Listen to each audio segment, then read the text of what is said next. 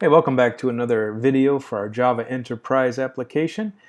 We've got an issue here that looks kind of ugly. It's basically CSS work. Let's work on fixing up the table that we've created here as well as the data entry form. So we're going to make a new CSS file. Let's go into our web content folder and let's make a folder there called resources. So let's go resources. And inside of there, we're going to create another folder, and let's call that one CSS. And then inside CSS, we're going to create a file, and then we're going to put our styles. So let's see, do we have anything for CSS? We don't. So let's just say file, and let's call this thing style.css. Okay, so here's our CSS form. A couple things I like to do is first of all put in a basic font for every item on the page. So the star means affect every element, and let's do font family, and let's call that thing Helvetica. That lets us know right away if this is working. So pretty simple style, isn't it? But we need to add that to our page. So to set styles, we need to put them up here in the header. We don't have a head on this page yet. So let's put in a H colon and see if there is something special. There is one for head, which will make sure that everything gets rendered properly for our Java Enterprise. And let's see, instead of just the regular link, we're going to put H, and what else do we have? We have an output, and I think there's about style sheets on here. There it is, output style sheets. So now, inside of the output style sheets, we have to tell it where we're going to get this. So we're looking for a library, and the folder I made was this CSS folder. So let's just put in CSS.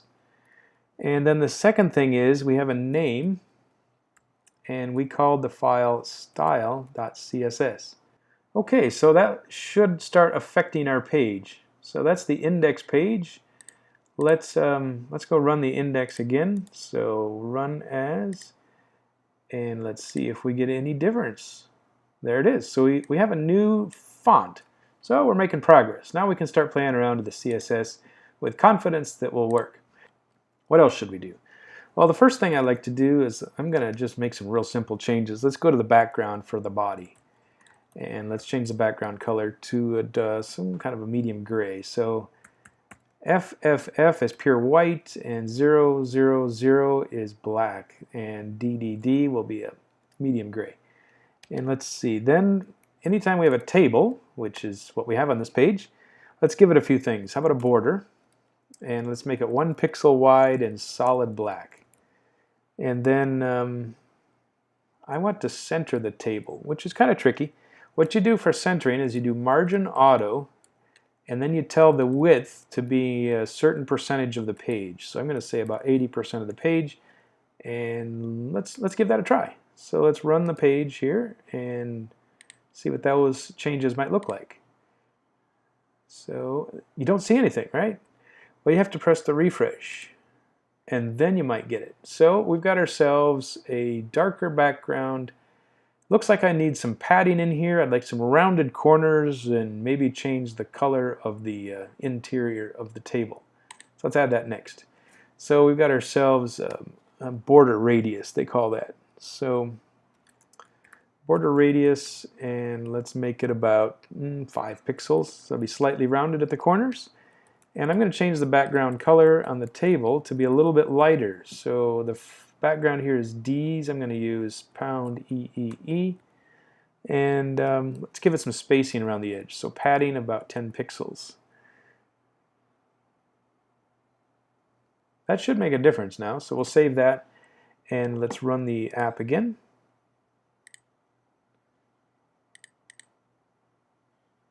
And let's refresh the page. And there, now we're getting a little bit closer. Not super fancy, but certainly better than just black and white.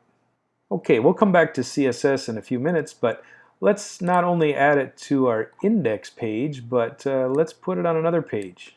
By the way, copying and pasting is a good sign that you're doing things wrong. So we're going to come back and correct this. We're going to create a header for every page, but for now we're going to just copy and paste So you can see the simplicity of using a CSS file for multiple pages. So I'd like to put a rectangle around the form. So to create that, let's create a div here, and let's give it a class name, and I'm going to call this thing input form. And let's see, the div has to close, so let's cut him out and put him behind the last item in our form. There we go. Now I'd like to apply a rounded rectangle just like I did for the table. So let's insert here the input form and then a comma. So that means it's going to apply the same style to two different items. Now the input form is a class, so it needs a period, and the table is just a generic element in HTML, so it doesn't need a period. So let's save that and run it again. So this time I want to check the entry form. Does that get anything as far as styling? So let's run that, and it kind of does. There we go. Now we've got ourselves the outline that I was looking for. We could probably line up these different inputs as well. Let's try that next. So that doesn't relate to the CSS as much as it does with how I designed the form. Now let's see. The easiest thing would probably be to do is just put these things in paragraphs. Might not be the official way, but this certainly is simple. So I'm going to put a paragraph begin and end tag around each of these, and they will come up on separate lines.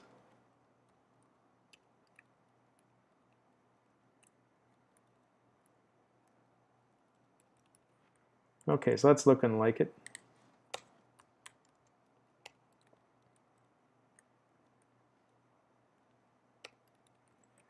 Okay, so I put a paragraph around every element on the page.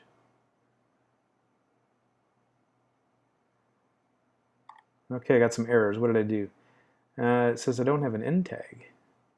Do you see I accidentally included the form end tag inside the paragraph? That's a no-no. That wouldn't work very well. Okay, let's try it again, and let's see what we get. There we go. So now we have a form that has three separate lines. Hey, go knock yourself out and try to make this look better, but hey, it's a good start. How about the response page? Let's put the response page as the same formatting. So I'm going to copy the head and put in the response page here.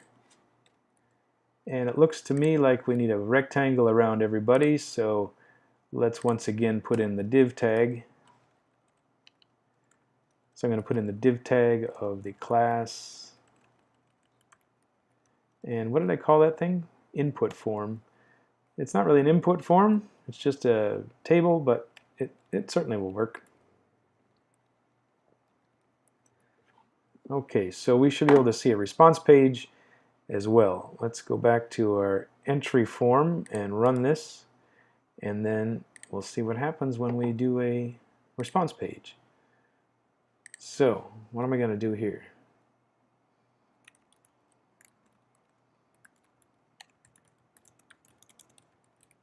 Okay, let's give it a rating and OK. Now the response page does look a lot nicer. We'll probably need some more buttons, but for right now styling seems to be working. Let's end the video there. We're going to next add the buttons for our edits and deletes in our index file.